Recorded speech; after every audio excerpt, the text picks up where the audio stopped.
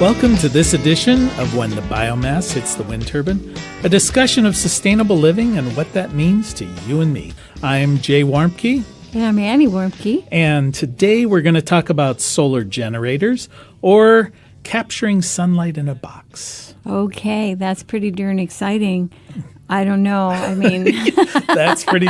Okay, if you're going to say it's exciting, sound excited. That is pretty darn exciting. All and right. I don't know how our listeners will contain themselves if we have listeners.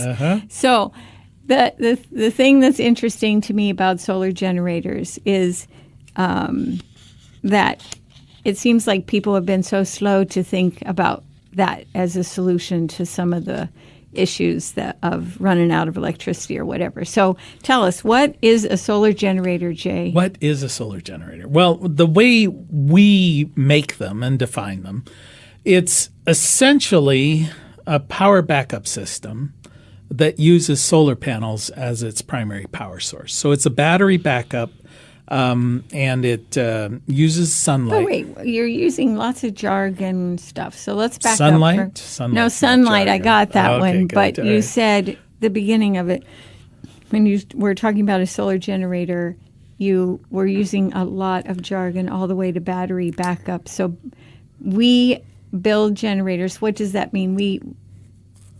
Well, what we've tried to do for a number of years is give instruction through workshops, books, and the like about how to create your own solar generator. And these are off-the-shelf materials that you can put together. It doesn't take an electrician or a master's in engineering or anything to put these together.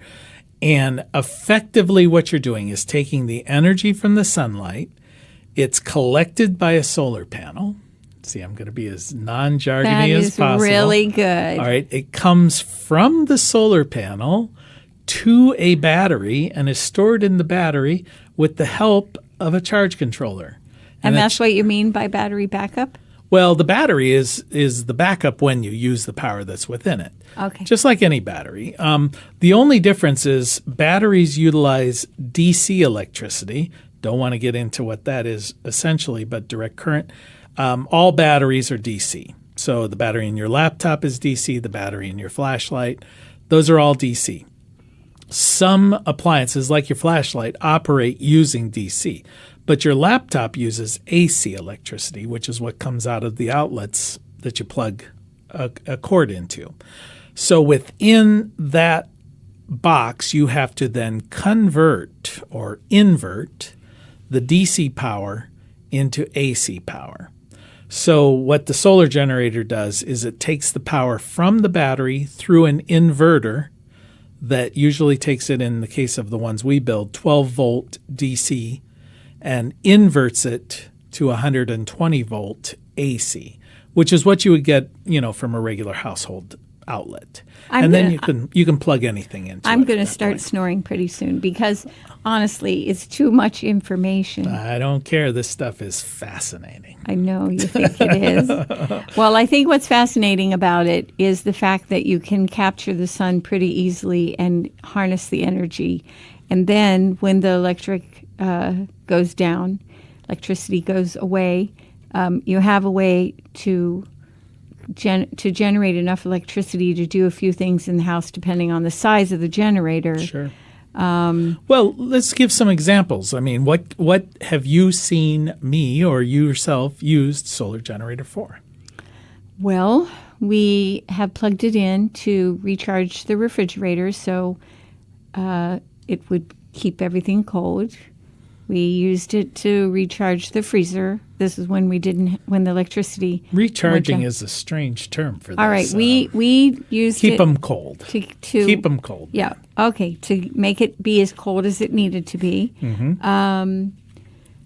I know you helped your brother to have a solar generator for the fan and the thermostat on his gas furnace. So the gas furnace is still going to work, but you can't circulate the heat if you don't have electricity. So when the power would go down, he could still run the fan and the thermostat. Right, and that would be the case is if the power goes out in the middle of the winter, you don't want to run the risk of your house getting so cold that all the pipes freeze and, Right. and Or that that you you can't freeze. live in them. That's right. So this solar generator allowed him then to continue to live in a nice roasty, toasty house. Right, with no frozen pipes. And with no lights, of course. Yeah. So I think we definitely have used it to recharge the computers and run lights all at the same time. We've been able to watch films when there was no electricity because we had a generator. That's all the things that our life's pretty simple. We're not trying to do too much with it. We have some things that, like your sound machine, your white noise machine at night could run off of its own batteries and things like that, because heaven forbid if that went down. Yeah, I'd have to listen to the world. Yeah. So, but I mean, there are other options with solar generators. Like if you're into camping, and of course, when you're camping, I didn't think of that. you have to watch a movie because that's why you went back to nature, is so you could watch a movie and have lots of lights and things like that. So, also, but it doesn't make noise, Right. nor does it create fumes. Like if you have a motorhome where you go, as they say, camping, I call it more like glamping, and you're sitting out in a campsite, the person next to you is listening to that all night and taking in the fumes. So you could use a solar generator without creating all that noise and air pollution. Right. That's another advantage, a big advantage of a solar generator as opposed to a gasoline or a diesel, or they even have natural gas generators, where you can simply roll or carry this solar generator into your living room. The battery-powered one? Yeah, and just set it up and hook your refrigerator to it or hook your television to it or whatever it is you're wanting to run. And it's simply the same as if you're just running off a battery. There's not going to be. It's not dangerous then, like a gas one? Because No, I'm thinking, no, a no. gas one, natural gas one might blow up, or Well, kerosene. typically they're going to be kept outside, and with good reason, because we always hear about people who have brought kerosene heaters into the house in the wintertime to stay warm, and the fumes, they succumb to the fumes. So a solar generator has the advantage of being essentially just running off of a battery. You can disconnect the solar panel from the battery. So, for instance, if you, during the recharging stage, you might have your solar panel outside oriented towards the sun, but it may be impractical to keep that solar panel connected when you're trying to use it. So the panel is there just to recharge the battery, but then you can carry the generator in disconnected from the panel, and use the battery to power whatever it is you need to use. Problem with that, of course, is it's just going to be draining. It's not going to be recharging as you're the using it. batteries. Right. Mm-hmm. So if I wanted to build one of these, I mean, we don't build them and sell them, but we teach people how to build them. But if I wanted to figure out how to build one, what would I need to do? Well, at the risk of getting technical here. Yeah, don't put me to I sleep, know, please. Don't put you to sleep. I know Yeah. you just had a good lunch. So, but of course you need a solar panel. Otherwise, it ain't a solar generator. Okay. So, Well, it's not any generating anything. well, and I mean, you could have a battery and you could recharge it from the grid just to charging any battery, but that's cheating. So we want a solar panel, and you'll need a battery of some sort.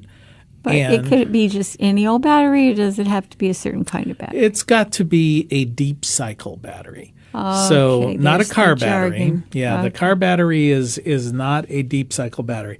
But golf cart batteries, marine batteries, those are deep cycle batteries.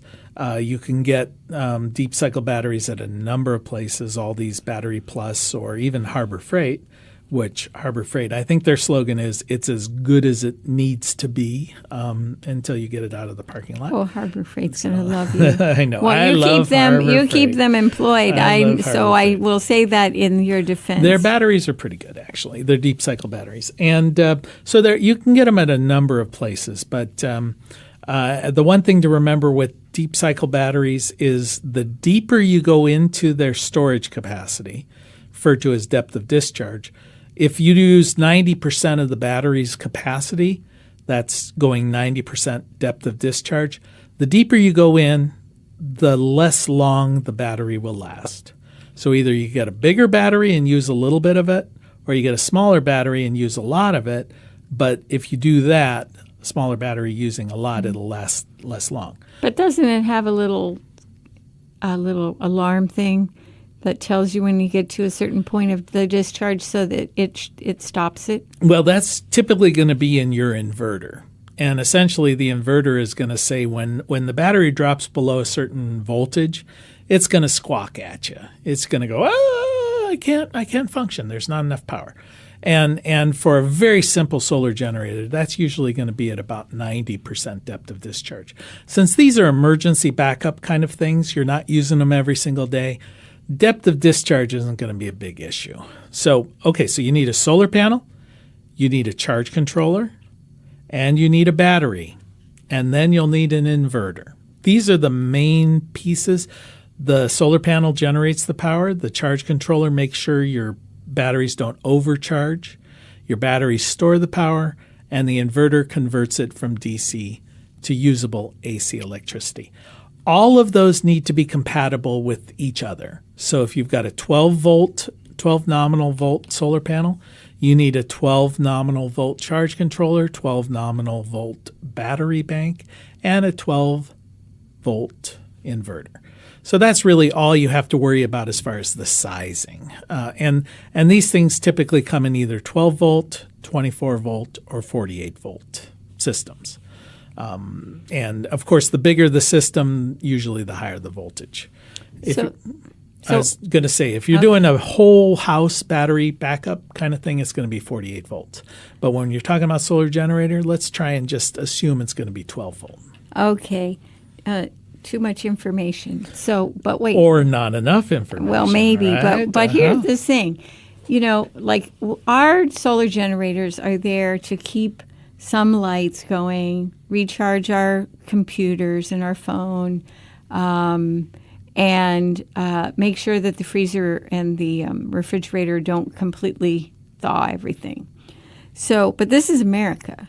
We don't want to be inconvenienced. We don't want to have to think about how we take care of things. And if the power goes down, we want something that kicks on automatically and takes care of everything as if nothing is wrong. So does a solar generator work in that instance? No. Okay, good. No, I mean, obviously, with any kind of portable generator, I mean, this is like the poor man or the cheap man or cheap woman's option. You can have a I don't think it's cheap option. I think it's people really living sustainably and thinking about it. I prefer just to be cheap. Okay. But if you want a whole house backup system that'll operate as if nothing happened, you can do that. But it's going to be pricey. And so, if you're willing to spend $20,000, $30,000 for a system that will mimic the grid and continue with all of your activity uninterrupted, that's entirely possible. But we're really talking about a solar generator that costs all of the components less than $1,000. And that's going to require some work on your part to move the generator around, to plug things into it. It's not a big, hairy deal, but it's still activity that you have to participate in order to keep your hot pockets from thawing in your freezer. Well, the smallest version that would really just keep the lights going and the everything, like the computer charged up, excuse me, wouldn't be $1,000. Right. No, we have one that a system that costs all the components about $250. Okay, well, you are listening to When the Biomass Hits the Wind Turbine with Jay and Annie the coughing Warmke, reminding you it is indeed the end of the world as we know it. And thank God. Thank God, yeah. And we always say that because, the end of the world as we know it, it's not sustainable unless you have a solar generator. If you got a solar generator, that everything's is cool. Not true at all, Oh, come on. In order to be sustainable, you got to buy something. And why not buy a solar generator? Act Today will sell you this one only half price. Right? That's the American way. Go out and buy something so that you don't have to buy anything. I don't even know what that means. So, Worried about what that means. So anyway, we're talking about the smaller version of the solar generator. Yeah. And that is a nice option. In fact, I like to say it's the gateway drug to solar. What's its mean? It's the small solar generator. Oh. You're basically creating a standalone solar system in a box. So as I mentioned, the component parts, the panels on a house, it would be an array. You would have a charge controller. Well, you'd have one on your house. You'd have a battery bank if you were living in your cabin out in the middle of the woods, sticking the finger towards the man and saying, I quit and I'm going to live off tofu and goat milk for the rest of my life. And then you'd have an inverter and you would run all of your household appliances. That's how you would build one if you were building for your entire house. Solar generator, just the same thing. Is this the miniature? It's just in a little, well, it doesn't matter what size it is. I know, but it's a miniature of the system you just described. Right. Got all the same parts. A standalone solar system in a box, which is kind of cool. And you get to learn a lot of stuff. So what really got you interested in the whole concept of that? Because it seems kind of like a strange thing to think up. I don't know. How did we get into this? It all kind of evolves. You start putting things together.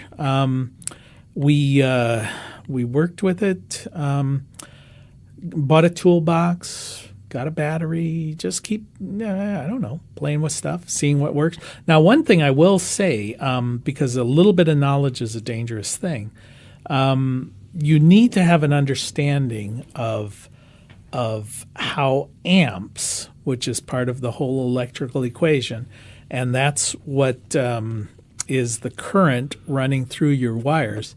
Well, the smaller the wire, the less amps it can tolerate. So you need to make sure when you're sizing this that the wire size is adequate for the number of amps that are going through the wires. And the reason I say that, most advice that I give is usually the result of something catching on fire. That's or popping like it's electrocuting somebody. Right. So of course the very first one I built did catch on fire, and so put in bigger wire and and learn a little bit more about electricity. Don't have to know a lot, but putting in breakers or fuses is often a nice way to protect things from catching on fire. You mean into the solar generator? Yeah, you can put a fuse if you're not quite sure how to size the wire, which I wouldn't recommend. We in the little book that we sell, it talks about how to size the wire appropriately based on the load that you're going to be servicing. But if you are concerned about that, just insert some sort of small fuse, breaker, something like that, and that will protect your system because the breaker will pop or the fuse will blow. And you won't have any power, but you won't have set your little or blow yourself up, electrocute yourself. Yeah, the blowing up is less likely than catching everything and watching it all fizzle, melt down. Pop and everything's plastic. Then, hopefully it won't be a life-threatening situation, just a bit of an embarrassment. It reminds me of one time I had this friend Kiki, and she was an old woman, and she wanted to have a computer because she'd like to be able to do email and things like that. So the salesperson, and she had a lot of money, so she bought a very high-end computer, and the salesperson told her, just play around with it. You can't hurt it. She ended up those are dangerous erasing words. The code in the computer. I don't know how she did it. And that's what I think about because we've had students who come to class and I hear you say, oh, you can't hurt it. And then you hear this pop.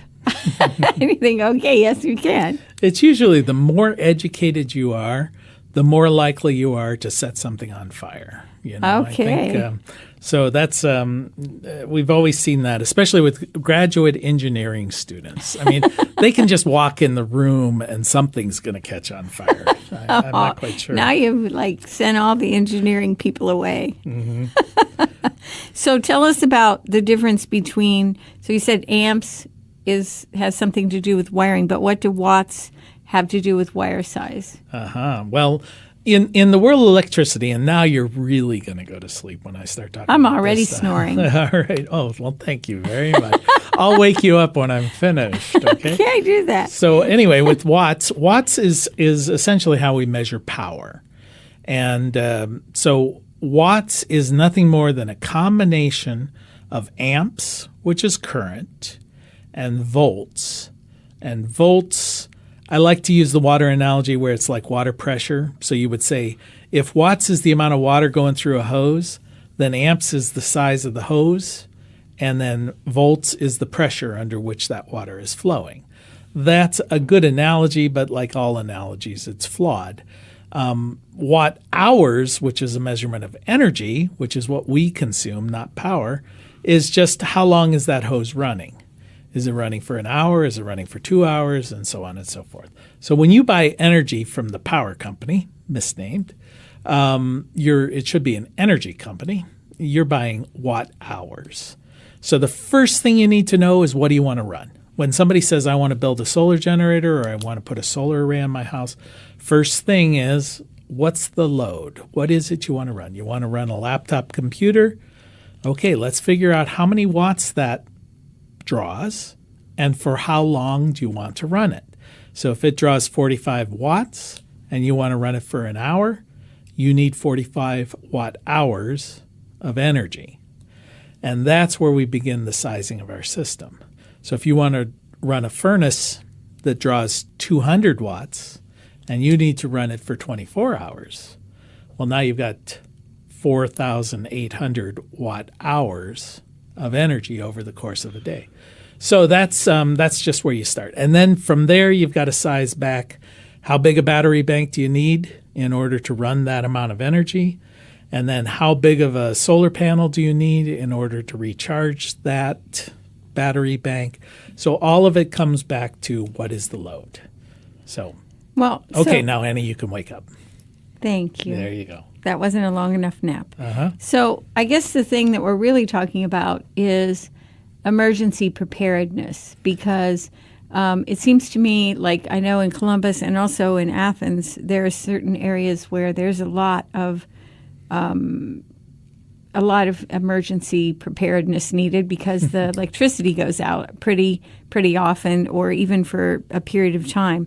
And so if I wanted to have a solar generator, how would that fit into my emergency preparedness strategy if I had one?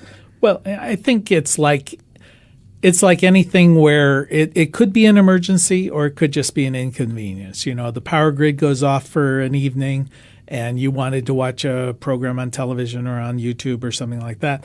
Well, you've got a power source for that. But if it is a real dire situation, like a hurricane comes through and knocks out the grid for a few weeks, or a tornado, or whatever, we find that a solar generator will give you some power, and it is power that can be reconstituted without any help from the outside world. So you can refill the generator because the sun's going to come out eventually. Yes, just as Annie promised, right? The sun will come out tomorrow, and we can begin to use that sunlight to recharge the battery. Now, the bigger the array, the faster it's going to... the more panels that it has. Right. If I wanted to hook up 2 panels, 3 panels, 4 panels, or one big panel, it doesn't really matter. The more watts that array or panel is rated for, the faster it's going to recharge my batteries in the solar generator. But you've got this as an emergency backup, just like a regular, gasoline generator. Many people have those in case the power goes out and they can plug stuff in. But they're noisy. You'll eventually run out of gasoline and you'll have to go somewhere and refill it. Or if there's no electricity, you won't be refilling it because the pumps run off of electricity. There you go. If the disaster is widespread enough, that could be a problem.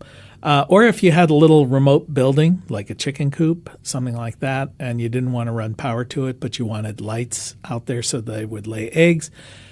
So it could be an ongoing usage, not just an emergency backup, or for camping, or for whatever. Or it can't be out in the cold, though. Or just a hobby. It can't be in the cold, though, right? No, it can, as long as the battery is fully if it's charged. fully charged. Yeah, Right. batteries tend to, the weaker they get, the more like water the electrolyte solution inside. So a dead battery, when it gets below freezing, can freeze and burst. But a fully charged battery, just like the battery in your car, should be just fine, even in extremely cold situations. But one of the things that I learned from solar cooking and having a thermostat in the cooker is that even when there was no sun, but it was daylight, that there was still some power, some heat being generated. And then it just meant that it took longer to cook the food. And I assume that's the same thing with the solar generator. Well, as far as recharging, it doesn't have to be full sunlight. But of course, at night, it's not going to charge when it's dark. But if it's a cloudy day, rainy day, it will still be receiving a certain amount of energy as long as it is, in fact, daytime and not nighttime. Although this gets into the whole world, which I get real excited about, where we may find soon solar panels that are generating power outside of the visible light spectrum. And there we begin to look at the possibility of getting energy 24/7. 24. Yeah, all right. 24 hours a week, 7 weeks a year.